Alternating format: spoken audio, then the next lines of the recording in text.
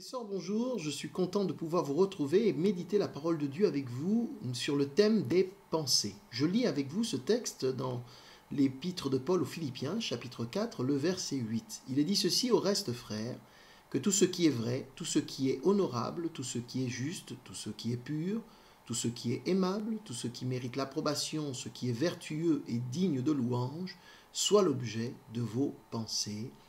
Amen.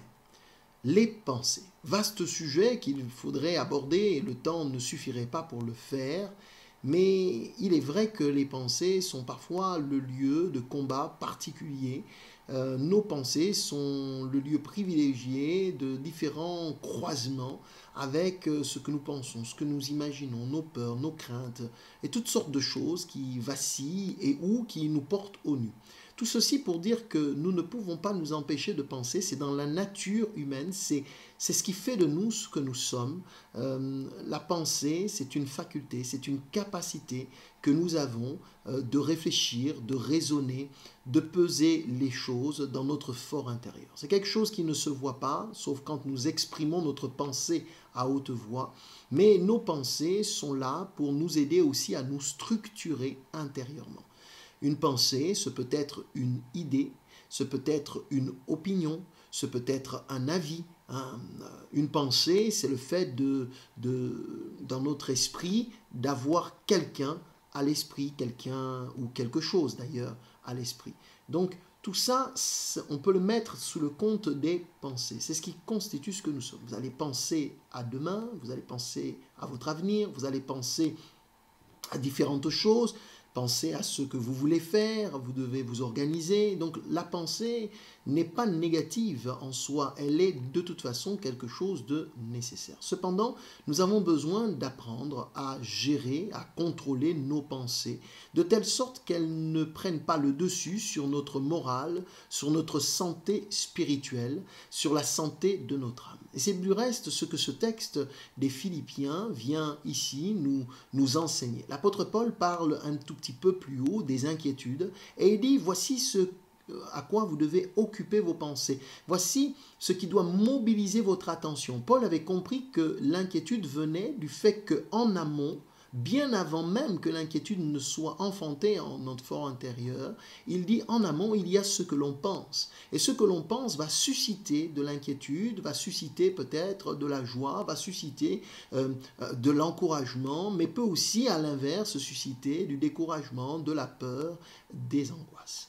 Le Seigneur Jésus a dit par la bouche toujours de l'apôtre Paul dans l'épître aux Corinthiens, il est rappelé ceci: nous amenons toute pensée captive à l'obéissance, à l'écoute et à l'obéissance de Jésus-Christ. Je pense qu'il est important d'être capable à un moment donné dans notre cheminement, dans notre vie chrétienne, d'avoir le contrôle sur nos pensées. Et si nous n'avons pas le contrôle sur nos pensées, ce n'est pas bien grave dans le sens où il ne faut pas les laisser s'installer dans notre cœur. Parfois, je dis, les pensées, c'est comme un avion qui vient pour atterrir. Si vous lui donnez la permission de s'installer, cette pensée s'installera dans votre cœur. Et si vous la laissez passer, elle passera parce que finalement, penser fait partie de la vie. Parfois, vous avez des pensées qui vont être des pensées furtives, des pensées rapides, ainsi de suite. Quelqu'un dira: j'ai eu une mauvaise pensée, ou j'ai mal pensé, ou quelqu'un vous dira: ben, j'ai réfléchi, j'ai pensé à ceci, j'ai pensé à cela. La Bible nous donne donc des filtres, quelques petites choses qui peuvent nous aider,